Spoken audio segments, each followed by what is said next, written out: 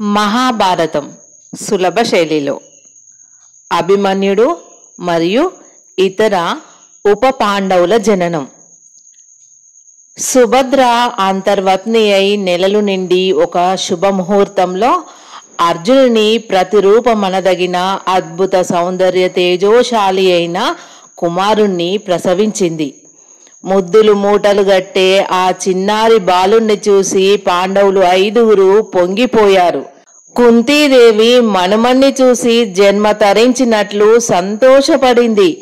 శ్రీకృష్ణుడు మేనల్లుణ్ణి ముద్దులతో నింపివేశాడు. ధర్మరాజు పట్టణమంతా వేడుకలు చేయించాడు. ఎన్నెన్నో దాన ధర్మాలు యాగాలు చేశాడు. రాజమందిరం నిరతాన్నదాన నిలయం చేశాడు. ధౌమిని చేత కుమారునికి జాతకర్మలు నిర్వర్తింపజేశాడు. సాహస పరాక్రమ మహాబలామాన్యుడై అనన్య సామాన్య ధన్య చరిత్రుడు అవుతాడని, పాండవ వంశకర్త అవుతాడని దైవజ్ఞులు సెలవిచ్చినందువల్ల ధర్మరాజు ఆ బాలునికి అభిమన్యుడు అని నామకరణం చేయించాడు.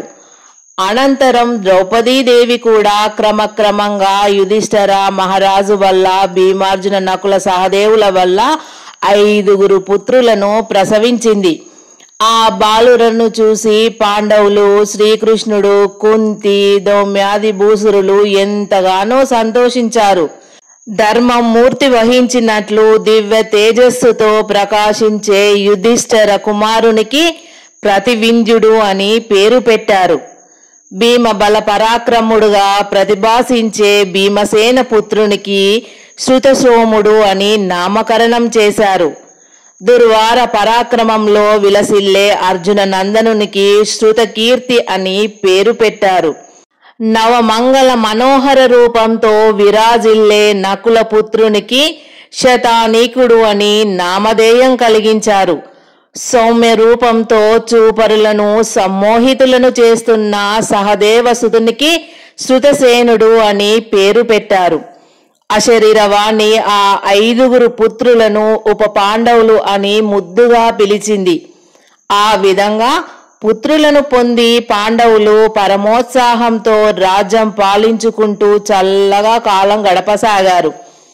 శ్రీకృష్ణుడు కొన్ని రోజులు ఉండి చెల్లెళ్లను, వారి సంతానాన్ని దీవించి, అత్తకు నమస్కరించి, ధర్మరాజును పూజించి, భీమార్జున నకుల సహదేవులను కౌగిలించుకొని సాత్యకి తోడుగా శ్రీకృష్ణుడు తన రాజధానికి వెళ్ళిపోయాడు. భుజబల దుర్వారులైన తమ్ముళ్ళు 4 తనను అత్యంత భక్తి శ్రద్ధలతో సేవిస్తూ ఉండగా ధర్మరాజు చల్లగా ప్రజలను పరిపాలించసాగాడు. ఒకనాడు దేవర్షి అయిన నారద మునీంద్రుడు ధర్మరాజును సందర్శించి ఆ మహారాజు చేత పూజింపబడి అతిథిగా నిలిచాడు. ధర్మరాజుకు, అతని తమ్ముళ్లకు ఎన్నెన్నో నీతి బోధలు, రాజధర్మాలు ఉపదేశించాడు నారదుడు. పాండవుల మయ సభను చూసి విస్మయం చెంది ఇలా అన్నాడు: పాండవాగ్రజ, ఇటువంటి దివ్యమైన సభాభవనం నేను ఇంతవరకు ఎక్కడా చూడలేదు సుమా.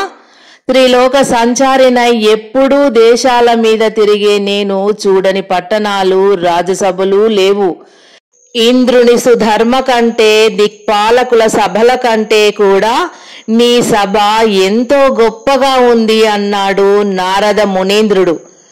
మహాత్మా, నా తమ్ముడు తన ప్రాణాలను రక్షించినందులకు బహుమతిగా మయశిల్పాచార్యుడు ఈ సభను 14 నెలలు పరిశ్రమ చేసి వజ్రాలు, కెంపులు, రత్నాలు మొదలైన జాతి మనులతో దీనిని నిర్మించాడు అని చెప్పాడు ధర్మరాజు. ఇంకా ఈ దివ్య సభలో సింహాసనాసీనుణ్ణి చేసి నా తండ్రిని పూజించుకునే భాగ్యం ఈ జన్మకు మాకు లేకుండా పోయింది అన్నాడు ధర్మరాజు దీనంగా. అప్రయత్నంగా ఆ మహారాజు ముఖం విషాదపూరితంగా మారిపోయింది. భీమార్జునులు కూడా తండ్రిని స్మరించుకొని విచారించారు. ధర్మరాజా, ఈ మధ్య నేను పుణ్యలోకాలకు వెళ్ళినప్పుడు మీ తండ్రి అయిన పాండురాజును, మీ తల్లి అయిన మాద్రి మహాసాధ్విని సందర్శించాను. వారు మిమ్ములను తలుచుకొని ఎంతో ఆనందించారు. నీ తల్లిదండ్రులకు ఇంకా ఉత్తమమైన స్థానం స్వర్గంలో చేకూరేటట్లు నువ్వు రాజసూయం చెయ్యి. ఆ మహాయజ్ఞం నువ్వు తప్ప ప్రపంచంలో ఇంకెవ్వరూ కూడా చెయ్యలేరు. నీ తమ్ముళ్ళు త్రిలోక విజయులు.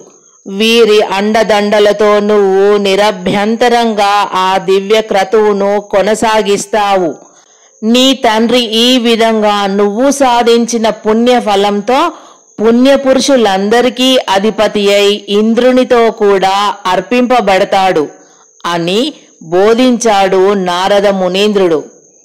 మహాత్మా, మాకు జన్మలు ప్రసాదించి మా అభివృద్ధులను చూడడానికి నోచుకొని తండ్రికి సేవ చేయడం కోసం నేను నా తమ్ముళ్ళు తహతహలాడుతున్నాము.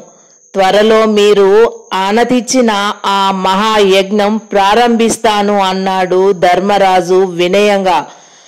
తమ్ముళ్ళు నలుగురు ఉత్సాహాన్ని వెలిబుచ్చారు. తర్వాత నారదుడు పాండవులను ఆశీర్వదించి రాజసూయ యాగంలో మళ్ళీ కలుసుకుంటానని చెప్పి వెళ్ళిపోయాడు. ఒకనాడు ధర్మరాజు శ్రీకృష్ణుణ్ణి పిలిపించి నారదుడు చెప్పిన వృత్తాంతం వివరించాడు. తన అభిమతాన్ని కూడా వెల్లడించాడు. వేదవేద్యుడైన శ్రీకృష్ణదేవుడు కూడా రాజసూయ యాగం చేయమని ధర్మరాజును ప్రోత్సహించాడు. ధర్మరాజు వ్యాస మునీంద్రుణ్ణి ప్రార్థించుకుని సన్నిధి చేయించుకున్నాడు. ఆ మునీంద్రుడు దౌల్యుది భూసురులతో కలిసి రాజసూయ మహాయజ్ఞాన్ని నిర్వహించేందుకు పథకాలు వేయసాగాడు.